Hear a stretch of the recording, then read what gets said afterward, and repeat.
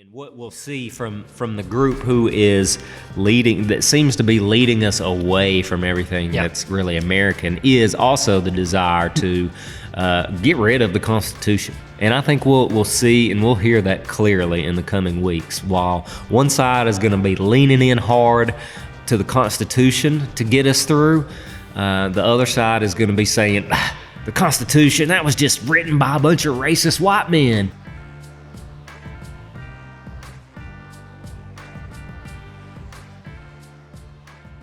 We're going to start off with a little bit of an election update. We hadn't even really talked about what that entails. We're kind of going to share our own from both sides. I'm sure there'll be a lot of updates that are different here. So I'm gonna make mine brief. So I'll let you whatever you want to say if you want to go a little bit longer. So for me right now, I am still convinced 100% Donald Trump is going to be president. That's not in question. John Ratcliffe, that's who you need to be paying attention to right now. He's a big player, at least. If you go back and read the 2018 executive order, it talks about John Ratcliffe 45 days after the election will have to come out and talk about was there or was there not foreign interference in our elections. He announced, I think last Thursday, there was foreign interference. He did not follow up with anything yet because he said they are still in the process of getting more information. What that means, we don't know.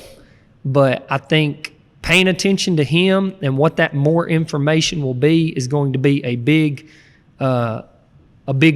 role moving forward. And the reason I think it's going to be a big role moving forward is I think that Trump is going to exhaust. Again, I'm not trying to, this may or may not be how it unfolds, but this is what I'm seeing. Trump is going to exhaust his opportunities in civil court. I think he's got 4 cases still floating, maybe 5. I could be wrong about that. But he's going to exhaust those cases.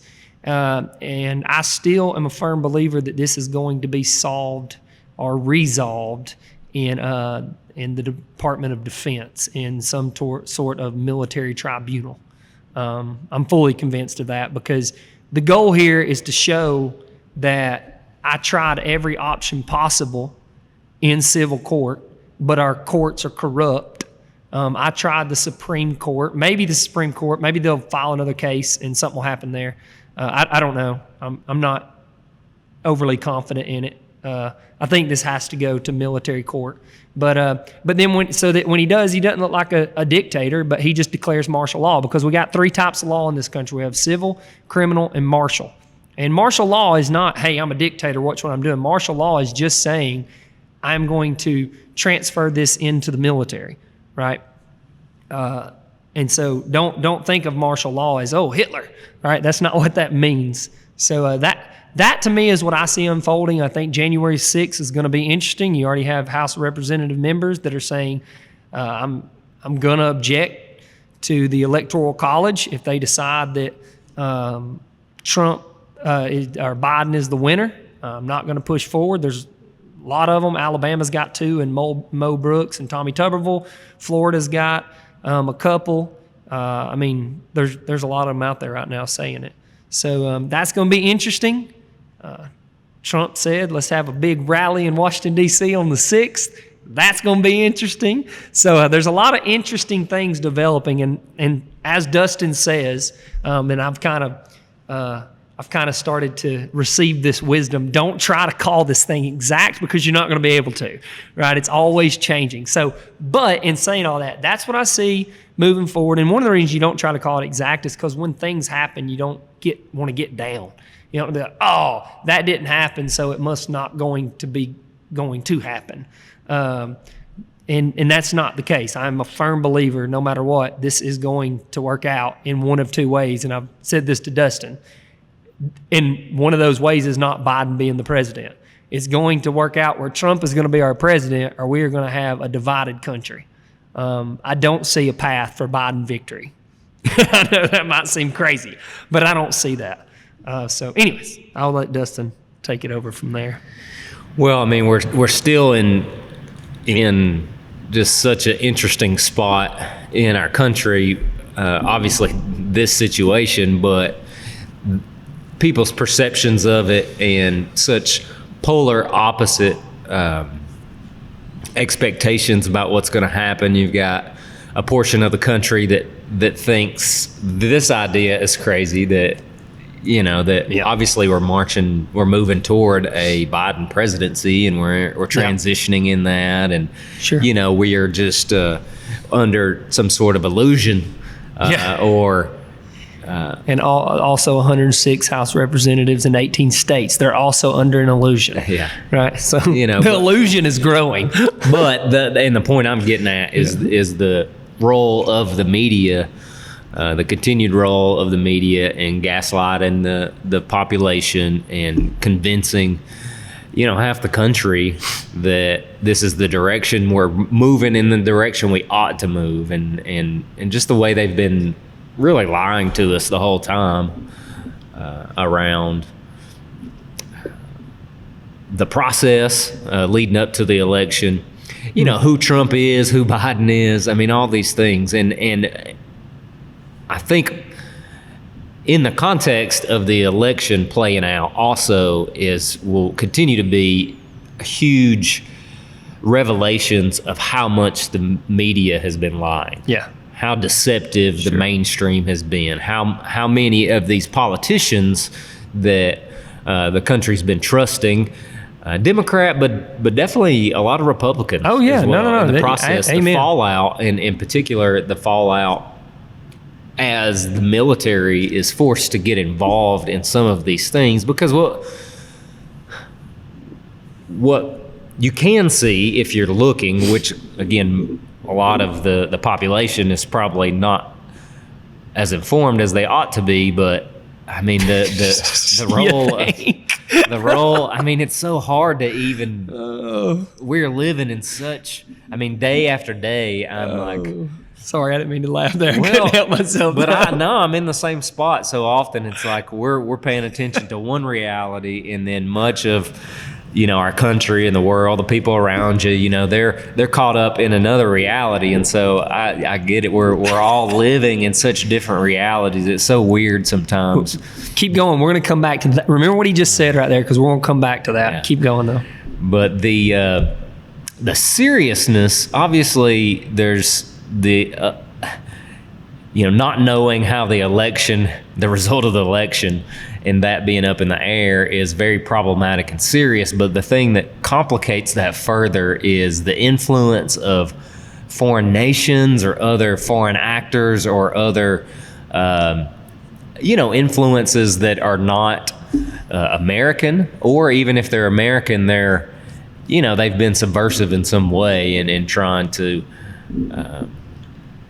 corrupt our electoral process, and so those kinds of things, not just the small instances of fraud on the ground in each a polling location, or this state or that state. I mean, that's enough there. There's plenty there in coordination in terms of their strategy, and that's a big part of the president's team and those who are putting together the case and trying to communicate. They could see the same kind of strategy being carried out in each of these states around the country, or some form of. Many of that they're the pawns carrying out what the kings and queens have issued. Right. So on the ground, that's one element, and we see plenty of that. But the real threat are those players higher up who have coordinated this, who have done other things behind the scenes to manipulate. Who have a much bigger agenda and plan than just Biden be elected president. Right. Where a lot of these other people, the pawns that are playing the game with them, they might just want Biden to be president and they hate Trump, right? Right. Where these people up here have a much bigger reason why they don't want Trump to be president. And it's tied to, like you're saying, foreign nations and overall economic prosperity and going towards one world order and moving in a direction that is that's not good for mankind at all. And that's the thing that we all need to recognize and see, and the thing that I'm trying to communicate here in this moment. But I think the thing that when the military gets involved more so in that level of action and response to this situation, it is an existential crisis. This is not just politics. This is not just another 4-year election and, a complicated transition here now, something controversial. It's not really just about whether you like Donald Trump or Joe Biden. It's so much greater than those two candidates, although the reason Donald Trump is being attacked like he has the whole time, and then the reason why so many people rally around him as our president is because we recognize that he has, it's been about this fight for him the whole time. Like he came into the presidency knowing it's this higher level battle that is going to take place.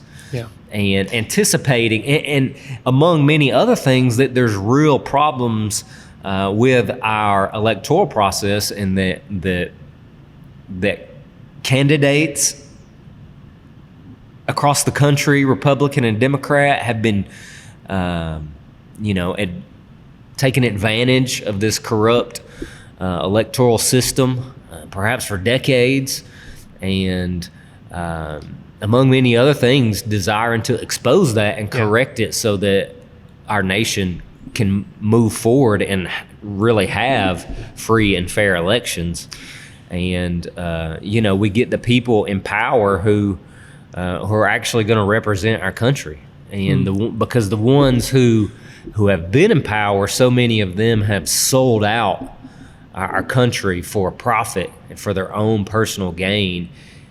And I know a lot of people think that that's all that Donald Trump has been doing, but that just doesn't line up with that does not reality. Have any weight in reality whatsoever. If you but listen. They think that because they've been conditioned to think that about Donald Trump by the very people who are actually that way and who feel threatened from Donald Trump.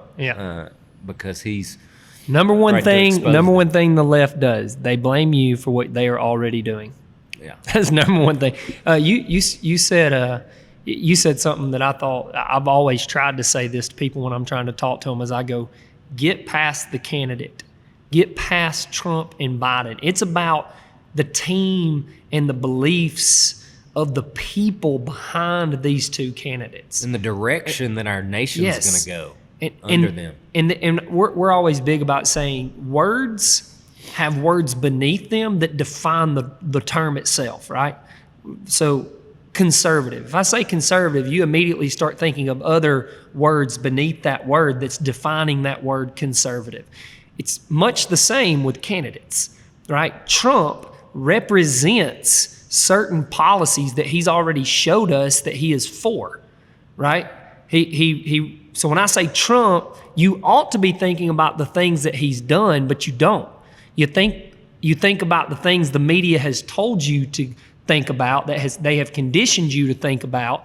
And what you need to do is you need to go do your own research and stop listening to them, and then start to understand these terms beneath Trump that actually define him when it comes to foreign policy, when it comes to abortion, when it comes to deregulation, when it comes to taxes, when it comes to all sorts of things that he's done in this country to make life better for Americans. And by the way, I'm not in the minority in that area.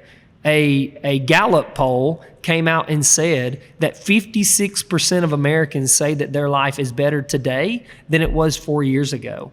No president has ever scored that in a Gallup poll, not even Ronald Reagan, right? So it's not just me that's saying our life is better. And so what I want to ask you is this. The poll says that most of us think life is better.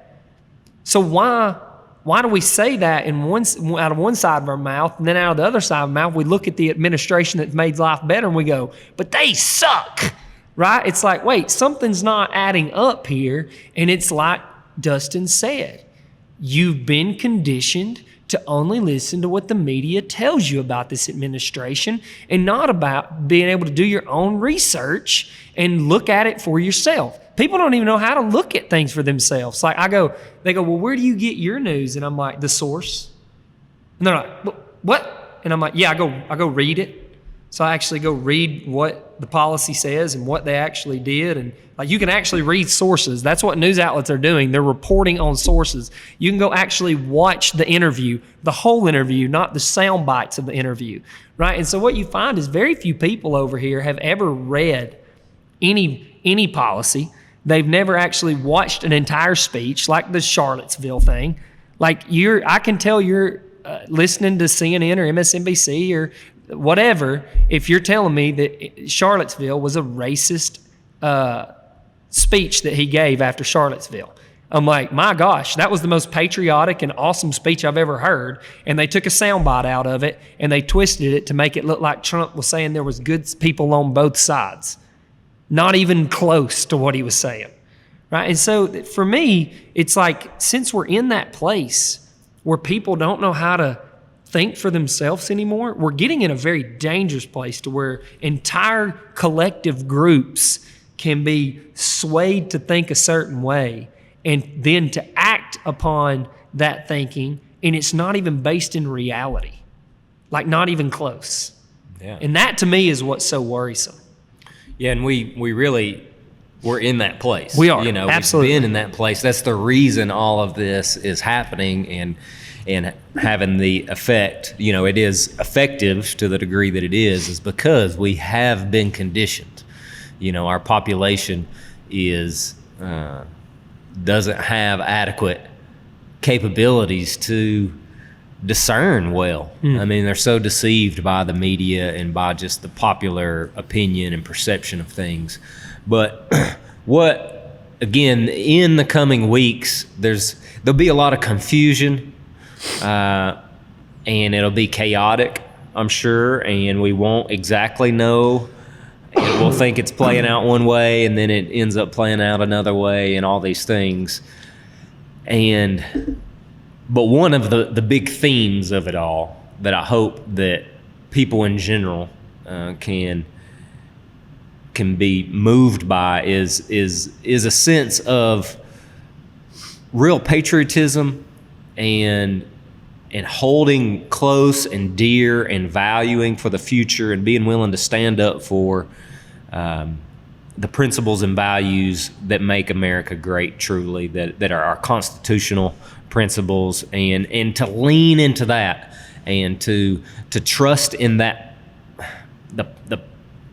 the process is going to be crazy, and we already see in the process there's a lot of corruption and a lot of things that you can't trust. So I get that, but in the end, like if we just lean hard in, because we hadn't really done it yet or had to yet, but lean hard on the Constitution, on the things that have built and shaped America, and the deeper moral values and principles of Christianity and natural law and all of those things, then we'll get through this. Yeah.